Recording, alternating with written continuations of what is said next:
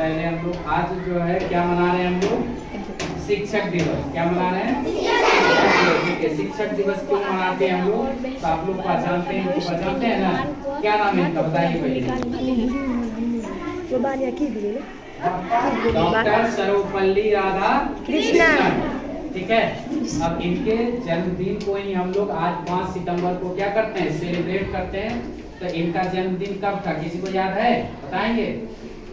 5 सितंबर 1888। 5 सितंबर 1888। अब बताइए हमारे देश में बहुत ऐसे विद्वान शिक्षक हुए, लेकिन इन्हीं को जो है सर्वप्रथम शिक्षक दिवस के लिए इन्हीं की जयंती को क्यों चुना गया? तो इनका जो जीवन यात्रा देखेंगे सबसे ज्यादा अनुकरणीय है। ठीक है। ये अपनी जीवन की शुरुआत कहाँ से किए? एक छात्र के बाद सबसे पहले शिक्षक बने। क्या बने?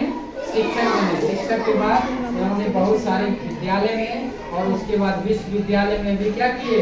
शिक्षण का कार्य किए, मतलब पढ़ाने लिखाने का काम किए। उसके बाद जो है ये क्या किए, जो है देश का जो है सर्वोच्च पद राष्ट्रपति के पद को भी क्या किए? सुशोभित किए। राष्ट्रपति के पद को सुशोभित किए। जब ऐसा देखने से लगता है उनकी जीवन यात्रा क्या है? अनुकरणीय है। एक आदमी जो है सामान्य स्तर से ऊपर उठ करके एक छात्र से फिर शिक्षक और शिक्षक से विश्वविद्यालय स्तर के शिक्षक बने, उसके बाद उपराष्ट्रपति भी बने और फिर क्या बने? राष्ट्रपति भी बने। समझ रहे हैं ना? क्या बने? राष्ट्रपति बने। इसलिए इनके जीवन और आपके पीछे और भी महान शिक्षक हैं, जैसे आप लोग जानते होंगे एपीजे अब्दुल कलाम के बारे में। जानते हैं एपीजे अब्दुल कलाम के बारे में? वह जब भी कहीं भी जाते थे अपना परिचय में सबसे पहले बताते थे। वह राष्ट्रपति भी रहे हैं, वह एक वैज्ञानिक के तौर पर भी रहे हैं, वो मिसाइल मैन के भी नाम से जाने जाते। लेकिन जब भी वो जहाँ कहीं भी जाते थे तो सबसे पहले अपने परिचय में क्या कहते थे? मैं एक छात्र। जीवन के अंतिम समय में भी वो क्या बोले? क्या है? सब्जी बाजार बताइए। छात्र है। छात्र का काम क्या है? हमेशा सीखते रहना। छात्र का काम क्या है? हमेशा सीखते रहना। ठीक है। आप सीखते हैं, जिससे भी सीखते हैं वह सब आपके लिए क्या है? गुरु है। जिससे भी आप कुछ सीख रहे हैं वह सब क्या आपके लिए? गुरु। तो सबसे पहले आपको ये बताइए, आप लोगों का सर्वप्रथम मतलब पहला गुरु कौन है? पहला गुरु कौन है? वो सबसे पहले जिनसे आप सबसे पहले सीखना शुरू, सबसे पहले कुछ भी सीखे आप किससे सीखे? माता पिता। माता पिता से। Very good. किससे सीखे? माता पिता से।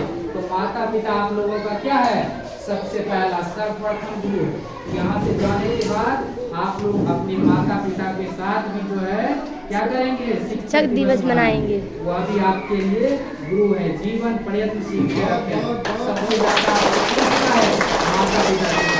ठीक है। और आप लोग यह बताइए कि सबसे बड़ा शिक्षक यानी सबसे बड़ा जो है गुरु कौन होता है?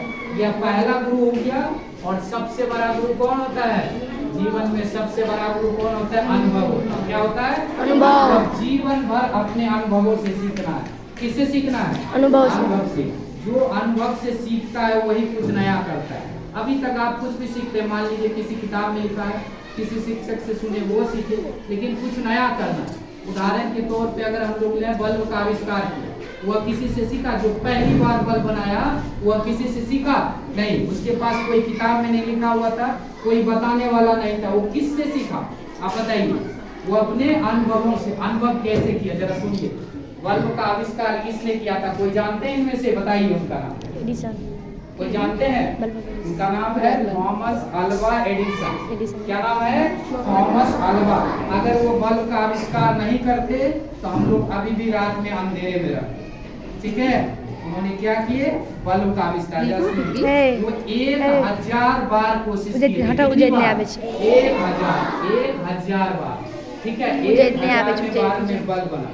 जब उनसे पूछा गया आप 999 बार असफल हुए, 999 बार। ऐसा कभी किया? किसी क्वेश्चन को बना रहे हैं, कोई काम कर रहे हैं, एक बार में नहीं हुआ, 2 बार में नहीं हुआ, आप 50 बार किए हो कभी नहीं करते। ऐसा करते हैं? नहीं। तो इसका मतलब उस अनुभव से आप कुछ नहीं सीख रहे। कोई बल्ब नहीं बनाया था दुनिया में, इसलिए उसको 1000 बार लगा। क्यों? पहली बार बल्ब बनाया, ठीक है, वो फेल हो गया। फेल क्या? वो फेल हो गया? नहीं। कभी कोई सफल नहीं। उससे सीखा क्या क्या किए तो इससे बल्ब नहीं बनता। जब आप किसी क्वेश्चन को गलत बनाते हैं वह सबसे ज्यादा सिखाती है आपको। क्या सिखाती है? यह क्वेश्चन इस तरीके से नहीं बनेगा।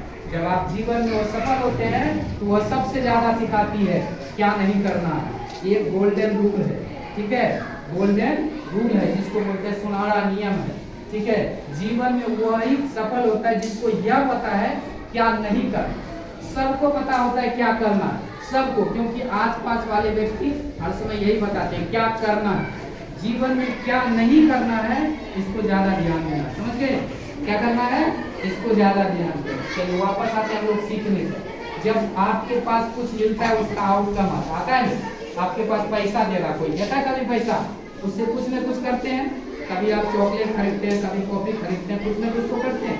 कुछ भी मिलता है, आपको प्यास लगा पानी मिलता है, आप पीते हैं, परिवर्तन होता है कि नहीं होता? होता है ना। आना समझिए, जब आपके अंदर ज्ञान आएगा, वो भी तो आया आपके अंदर, ज्ञान आने से किस तरह का परिवर्तन आता है ये देखिए। ज्ञान आने से किस तरह का परिवर्तन, जब आपके अंदर ज्ञान का जो है अंधेरा है होना शुरू हो जाएगा, अंधेरा है बच्चा हो जाएगा, तो उसके बाद क्या होगा? अनुभव। सबसे पहला परिवर्तन होगा आपके व्यवहार। सबसे पहला परिवर्तन होगा आपके व्यवहार में। देखिए इसको उदाहरण से, जैसे छोटे बच्चे आते हैं, छोटे बच्चे आते हैं एकदम फर्स्ट क्लास में, उनको नहीं पता है शिक्षकों के साथ कैसे व्यवहार करना। वह धीरे धीरे सीखता है शिक्षकों के साथ कैसे व्यवहार, धीरे धीरे सीखता है। जब व्यवहार करना सीखता है, व्यवहार से ही क्या होता है, किसका निर्माण होता है? व्यवहार से किसका निर्माण होता है, कौन बताएंगे? व्यवहार से आदत का निर्माण होता है। किसका निर्माण होता है?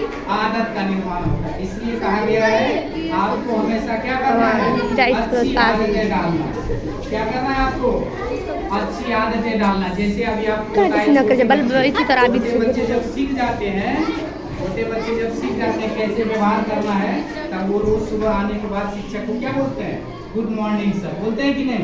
वह क्या हो गया? उसका आदत बन गया। क्या हो गया?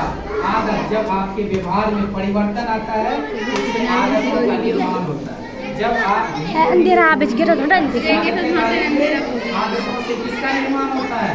संस्कार का। आदतों से किसका निर्माण होता है?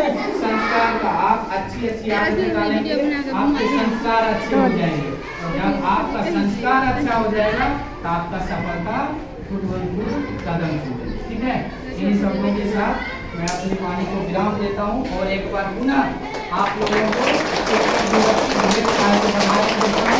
और मैं ईश्वर से कामना करता हूँ कि आप लोग अपने जीवन में श्रेष्ठतम सफलता अर्जित करें। बहुत बहुत धन्यवाद।